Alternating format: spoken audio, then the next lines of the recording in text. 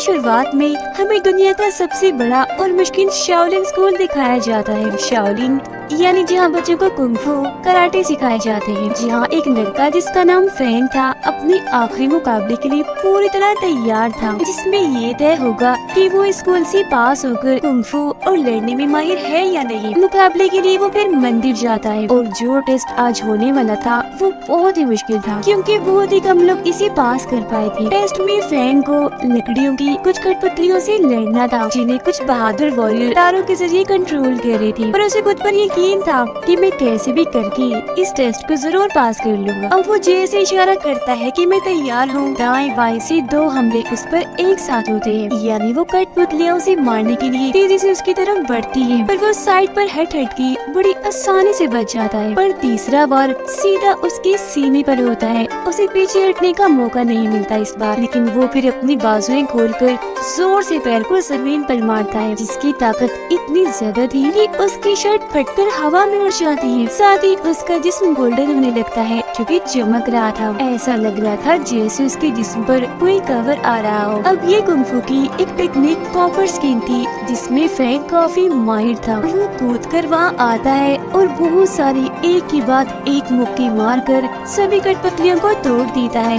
वो सारी नीचे बिखर गई थी। अभी वो ये सोच ही रहा था कि सब खत्म हो गया है, अचानक की सारी कठपुतलियों के टुकड़े एक साथ जुट जाते हैं और अब वो एक काफी बड़ी कठपुतली बन गई थी, जिसकी आगे फैंग छोटा सा लग रहा था। उसे देख फैंग को समझ लग जाती है कि इसे पहले की तरह हराया नहीं जा सकता। जितनी भी ताकत लगाऊंगा कुछ नहीं होगा। इसीलिए वो चलकर उस कठपुतली पर से कूदकर उन सभी तारों को पकड़ लेता है, जिससे वॉरियर्स उसे कंट्रोल कर रहे थे। ऐसा होते ही सारे वॉरियर्स नीचे गिर जाते हैं और उनकी तारों की पकड़ जैसी खत्म होती है, कठपुतली टूटकर कई टुकड़ों में बिखर जाती है। और यहाँ फैंग इस टेस्ट को जीतकर जबरदस्त कुंफू का माहिर बनकर निकलता है। इसके बाद हम एक ऑफिसर को देखते हैं जो बहुत बड़ा बेईमान था, क्योंकि उसने गवर्नमेंट के खजाने से बहुत सारे पैसे अपने मकसद के लिए चोरी किए थे। इतने सारे पैसे आज तक की सबसे बड़ी चोरी थी, पर वो ये नहीं चाहता था कि किसी को भी इस बारे में पता चले, तो इसीलिए उसने अपने एक साथी को मरवा दिया, क्योंकि वो भी इस चोरी में साथ था। और अब ऑफिसर को उस कागज की तलाश थी जिसमें इस चोरी की सारी जानकारी थी, जिसे ऑफिसर की साथी ने बनाया था और अब कहीं उसे छुपा कर रखा हुआ था।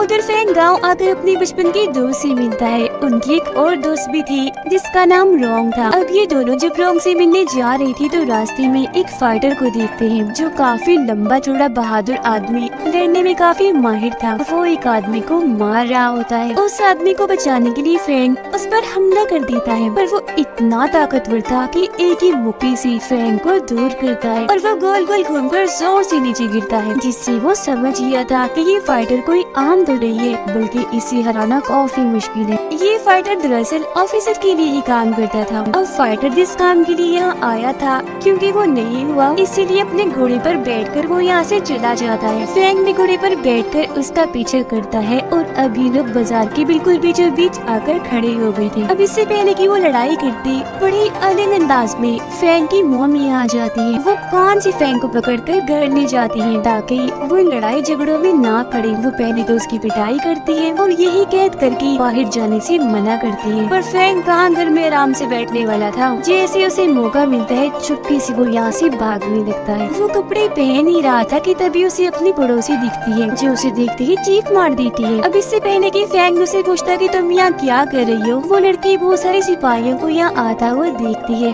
फौरन छुप जाती है। सिपाही फैंग के पास आकर उसे पूछते हैं, हाँ लड़की बताओ, किसी लड़की को देखा है इधर? पर फैंग लड़की की जान बचाने के लिए झूठ बोल देता है कि नहीं नहीं भाई, मैंने तो किसी को नहीं देखा, और उन्हें गलत रास्ता बता देता है। लड़की बाहर आकर फैंग को कहती है, शुक्रिया शुक्रिया, तुमने मेरी जान बचाई। तब इधर रोंग और फैंग के दोस्त भी आ गए थे। रोंग जब दोनों को साथ देखती है तो दुखी होते हुए फैंग के दोस्त को कहती है, देखो जरा ये लड़की मेरे बचपन की दोस्त के साथ खड़ी है, जिसका मतलब है कि इन दोनों के बीच जरूर कुछ न कुछ तो है। अब बेचारी झेलते हुए नाराज होकर वहाँ से चली जाती है, पर फैंग भी उसे समझाने के लिए पीछे पीछे चला जाता है। फैंग का दोस्त जब जा रहा था तो एक सिपाही उसे रोक लेता है और एक आदमी की तस्वीर दिखाकर उसके बारे में पूछता है कि क्या तुम इस आदमी के बारे में जानते हो, कहाँ मिलेगा ये। और वो तस्वीर रोम के डैड की थी, इसीलिए वो छुपाता है और इनकार करता है कि मैं नहीं जानता। घर आकर उसका दोस्त ये सारी बात रोम को बताता है कि कुछ सिपाही तुम्हारे डैड को ढूंढ रहे हैं, जिस पर वो कहती है भाई क्यों, ऐसे कैसे पकड़ लेंगे मेरे डैड को।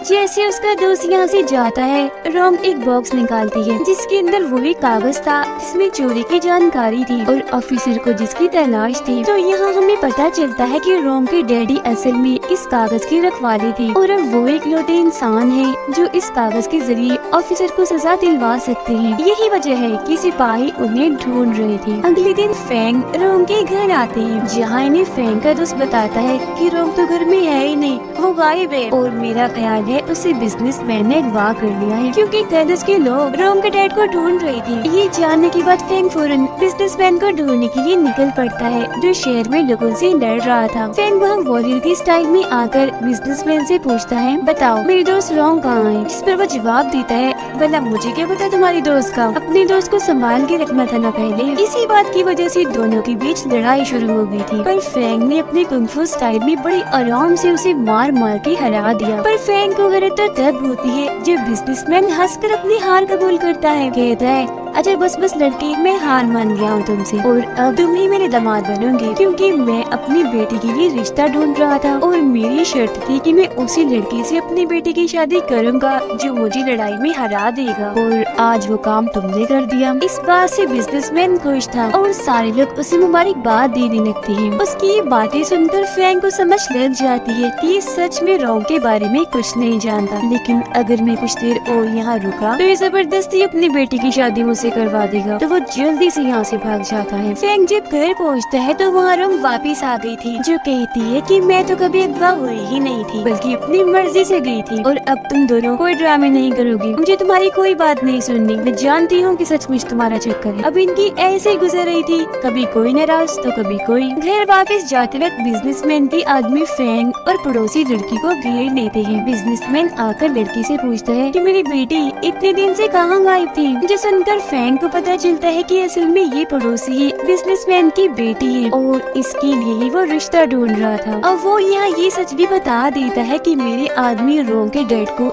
इसलिए ढूंढ रहे थे क्योंकि ऑफिसर ने ऐसा करने को कहा था, क्योंकि बिजनेसमैन ऑफिसर का आदमी था। ये सुनकर फैंग को एहसास होता है कि जरूर रोम की जान को खतरा है, तो फौरन उसे बचाने के लिए निकल जाता है, पर काफी देर हो गई थी क्योंकि पहले ही रोम और उसके डैड को ढूंढकर पकड़ लिया था। ऑफिसर का सिपाही रोम के डैड से वो कागज मांगता है, पर जब वो देने से इनकार करती है तो सिपाही कहता है कि अगर तुमने ना दिया तो मैं तुम्हारी बेटी को मार दूंगा। लेकिन फिर भी उसके डैड हार नहीं मानते और अकेले उनसे लड़ने के लिए तैयार हो जाते हैं, मगर बहुत जल्द उन्हें एहसास हो जाता है कि मैं अकेला इतने सारे लोगों का सामना नहीं कर सकता, तो उन्होंने उस कागज पर अपनी बेटी की जान बचाने के लिए खुद की कुर्बानी दे दी, तलवार से अपना गला काट लिया। तब इधर फैंग आ जाता है। इससे पहले वो रोम के डैड को बचाता काफी देर हो चुकी थी क्योंकि वो मर गए थे। सारे सिपाही फैंग को देखते उस पर हमला कर देते हैं, पर वो आते ही सबको मारने लगता है, किसी को मुक्का मारकर किसी को कोने मारकर दूर फेंकता जा रहा था। तो इसीलिए बचे हुए सिपाही रोम की गले पर चाकू रख के वहाँ से निकल गए थे। उधर जब ऑफिसर को पता चलता है कि मेरे मिशन में फैंग रुकावट बनकर आ गया था और मेरे सिपाहियों ने वो कागज हासिल नहीं किया, तो वो फाइटर को बुलाता है और उन्हें हुक्म देता है कि कैसे भी करके फैंग को मारकर वो कागज मुझे ला कर दो। अब फाइटर को ये चीज अच्छी तो नहीं लगती, पर उसे ऑफिसर के सामने झुकना ही पड़ता है। फैंग को एक खत मिलता है जिस पर लिखा हुआ था कि रात होने तक वो कागज लेकर एक जगह पर आ जाओ, और अगर तुम ना आए, ऐसा ना किया तो हम रोम को मार देंगे। रात को कागज लेकर फैंग बताई हुई जगह पर पहुंच जाता है। वो आराम से कागज सिपाही के हवाले कर देता है, जिससे सब हैरान थे कि इसने लड़े बगैर इतनी आसानी से कागज दे दिया। और अब जैसे सिपाही उसे खोलता है तो पता चलता है कि ये कागज तो नकली है। इसी के साथ फिर इधर फैंग और फाइटर के बीच लड़ाई शुरू हो जाती है। लड़ाई में ही फाइटर के डैड फैंग पर जहरीला पाउडर डाल देते हैं, जिससे उसकी शक्तियाँ तो काफी हद तक कम होती ही है, पर फाइटर के डैड भी काफी जख्मी हो गए थे। फाइटर का ध्यान अपने जख्मी बाप पर था तो उन्हें वो यहाँ से ले जाता है। और अब जैसे ही सिपाही खुद फैंग को मारने के लिए आगे बढ़ता है तो तभी इधर उसकी मोम और बिजनेसमैन आकर उसे बचा लेते हैं। घर लाकर फैंग को जड़ी बूटियों वाले पानी से नहलाया जाता है ताकि जहर का असर खत्म हो जाए।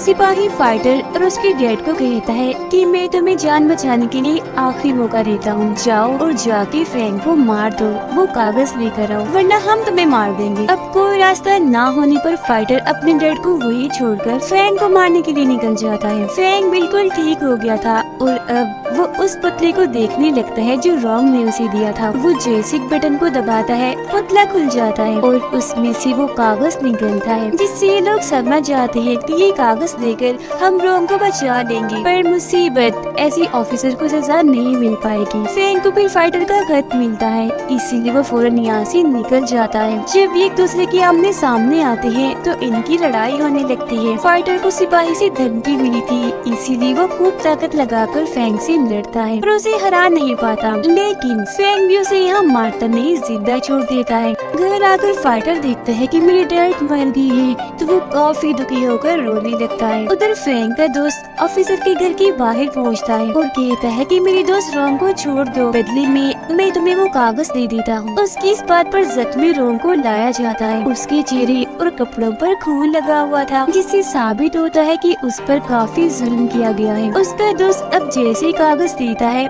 के बीच में फैंग आकर टांग मार देता है और ये सब होने से रोक लेता है। तभी इधर फैंग की मोम और बिजनेसमैन भी आ गए थे और ये सारे लोग एक होकर ऑफिसर के साथियों से लड़ने के लिए तैयार थे। और अब आखिरकार ऑफिसर के यहाँ आते ही उसकी फैंग से लड़ाई होने लगती है। ऑफिसर कुंफू के सबसे खतरनाक लेवल का माहिर था और आज पहली बार फैंग को ये एहसास होता है कि मेरी टक्कर बहुत ही ताकतवर आदमी से हुई है। वो एक जोरदार मुक्का जैसे फैंग को मारता है, उसका इतना मजबूत कॉपर स्किन भी टिक नहीं पाता है, टूट जाता है। फैंग जख्मी हो गया था, उसकी मुंह से खून आने लगता है। उसे कमजोर पाकर ऑफिसर जैसे तलवार का टुकड़ा उसकी तरफ फेंकता है कि तभी सामने रोंग आ जाती है जिससे तलवार का टुकड़ा उसके दिल की आर पार हो जाता है। बेचारी बच नहीं पाई, फैंग को बचाते बचाते खुद मारी जाती है। ये देखकर फैंग की दोस्त को बहुत गुस्सा आता है और अब जैसे वो ऑफिसर को मारने के लिए जाता है कि तभी ऑफिसर उसे भी जोरदार मुक्का मारकर दूर फेंक देता है।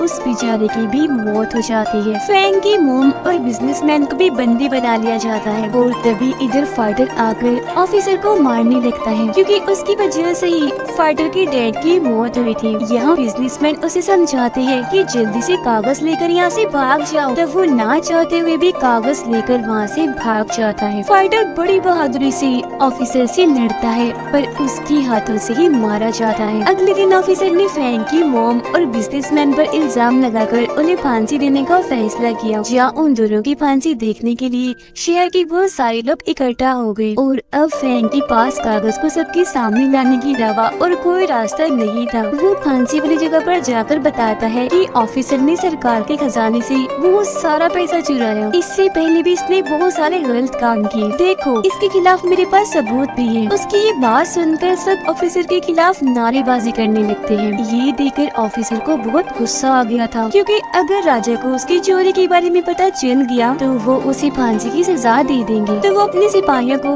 भीड़ पर हमला करने के लिए कहता है, लेकिन तभी इधर बिजनेसमैन के सिपाही भी आ जाते हैं और अब इन दोनों ग्रुप्स के बीच काफी बड़ी लड़ाई छिड़ जाती है। इधर दूसरी तरफ फैंग और ऑफिसर एक बार फिर आमने सामने आ गए थे और लड़ने लगते हैं, लेकिन इस बार फैंग ने अपनी ताकत के साथ साथ दिमाग का भी इस्तेमाल किया। वो जैसे एक रस्सी खींचता है, बड़ी सी लकड़ी सीधा जाके ऑफिसर के सीने पर लगती है जिससे वो जख्मी हो गया था। उसे कमजोर पड़ता देखकर फैंग ने एक के बाद एक उस पर मुक्कों की बारिश कर दी और आखिर में कॉपर स्किन वाला मुक्का जैसे उसे मारा वो काफी दूर जाके गिरता है जिससे अधमरा हो गया था। बाहर ऑफिसर के सिपाही भी हार गए। तभी इधर राजा अपनी पूरी फौज के साथ आ जाते हैं। फैंग उन्हें वो कागज दिखाता है और ये बात साबित हो जाती है कि उसने खजाने की चोरी की थी, जिस पर राजा ऑफिसर को कैद करवा देते हैं फांसी देने के लिए। अपनी इस जीत से सारे लोग काफी खुश थे। यह पड़ोसी लड़की फैंग के काफी पास खड़ी थी और गले से लग जाती है, जिससे हम समझ पाते हैं कि फैंग भी उसी पसंद करने लगा था। और इसी के साथ ये शानदार कहानी इधर ही खत्म हो जाती है।